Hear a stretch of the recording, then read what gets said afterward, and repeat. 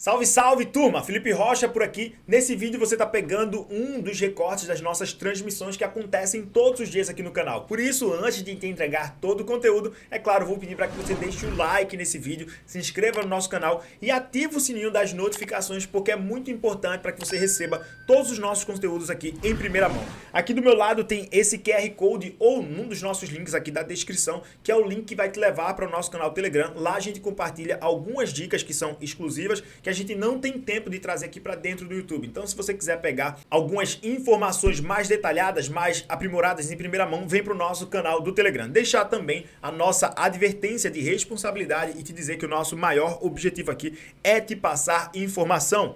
Por isso, antes de tomar qualquer decisão de compra ou venda, faça sempre o seu próprio estudo. Agora sim, vamos de fato para o conteúdo. Categorizar fundo ou topo é complexo. E para definir fundo, provavelmente fundo só deve ser definido depois que ele for passado, né? Não tem como definir. Hoje, chutar fundo é simples, né? E aí, tem o cara que chutou um fundo que vai acertar, tem o cara que chutou um fundo que não vai acertar. Tem gente dizendo que Bitcoin eu vi algumas pessoas dizendo que Bitcoin chegaria a $5.000.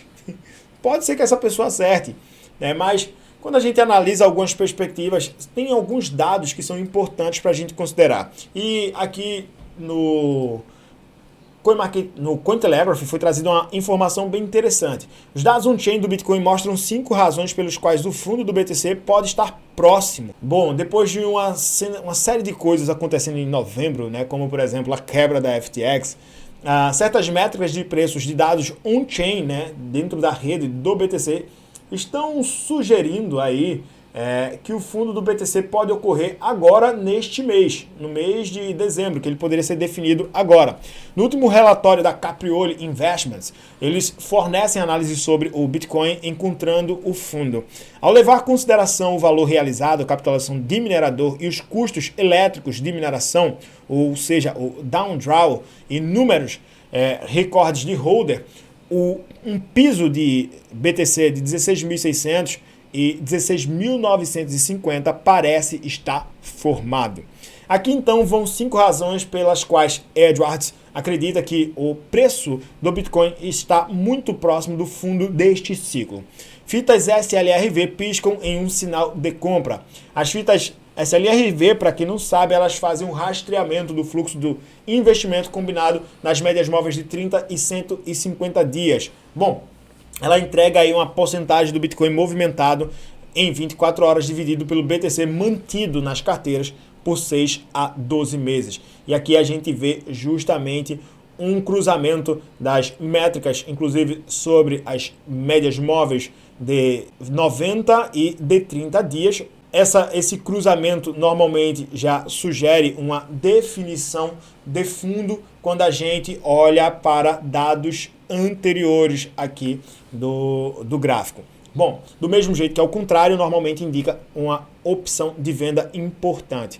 Ainda de acordo com Charles Werdad, né, as fitas SLRV superam a estratégia do BTC Holder, tornando-se um forte indicador de onde o preço do BTC pode estar indo. Embora as fitas SLRV tenham, na verdade, estado em baixa ao longo de 2022, a recente mudança para $16.600 mudou o indicador para alta. De acordo com Edwards, a mudança cria um sinal de compra para investidores e fundos institucionais ainda no mercado, criando assim um forte argumento para que o preço mínimo do Bitcoin esteja sendo alcançado. Então, essa é uma primeira métrica de 5.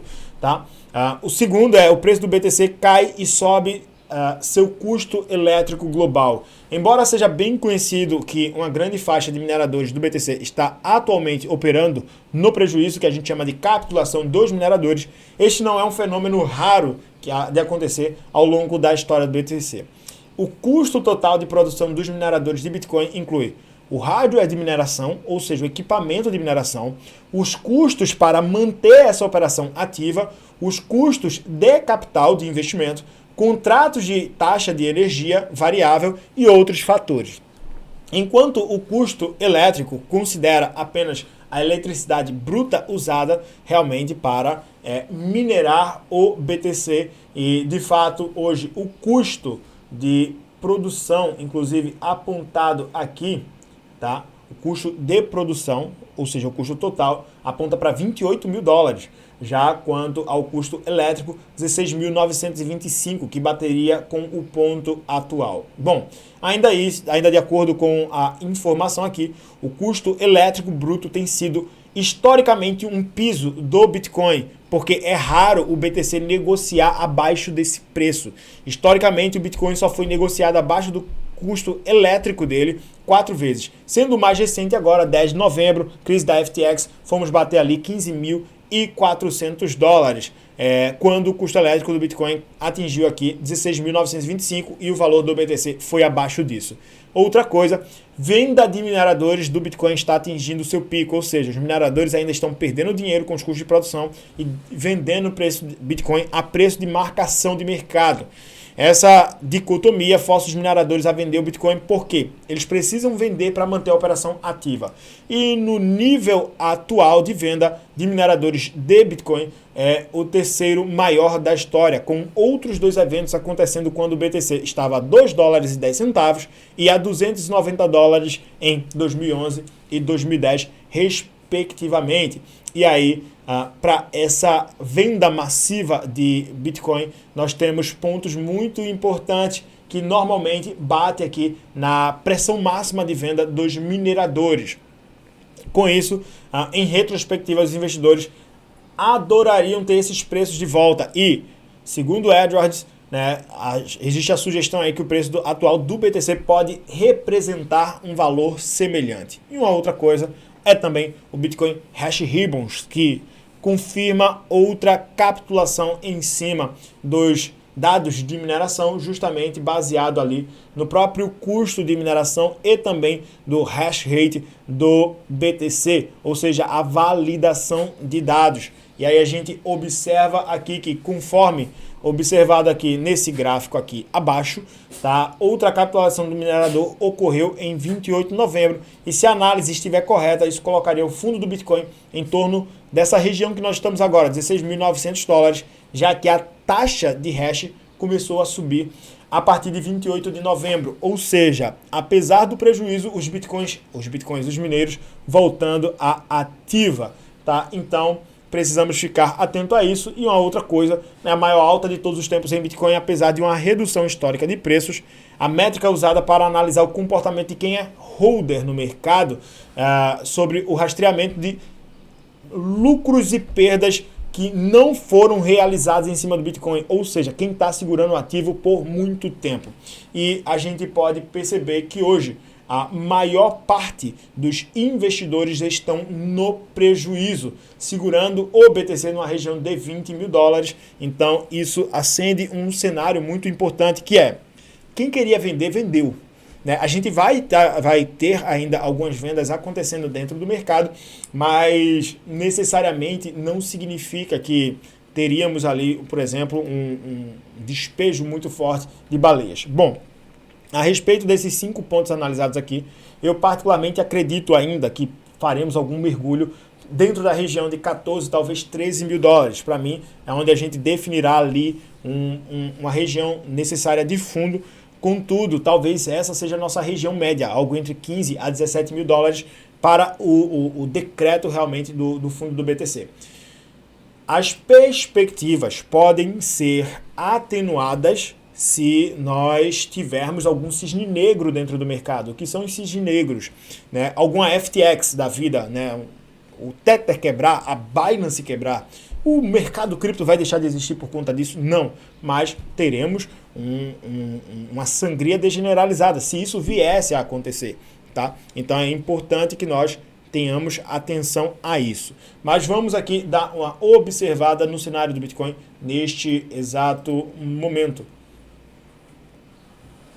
Gráfico aí do BTC, recentemente eu trouxe essa análise aqui, visando uma perspectiva sobre o Bitcoin, que infelizmente até o momento não conseguiu superar essa resistência aqui do intradiário, que aponta ali para 17.200 dólares. Pode ver que o Bitcoin continua sendo comprimido aqui dentro dessa região, e o fato é que Se ele não consegue superar essa região, dificilmente ele conseguirá testar aqui a média móvel de 50 períodos, que aponta para 17.700 dólares.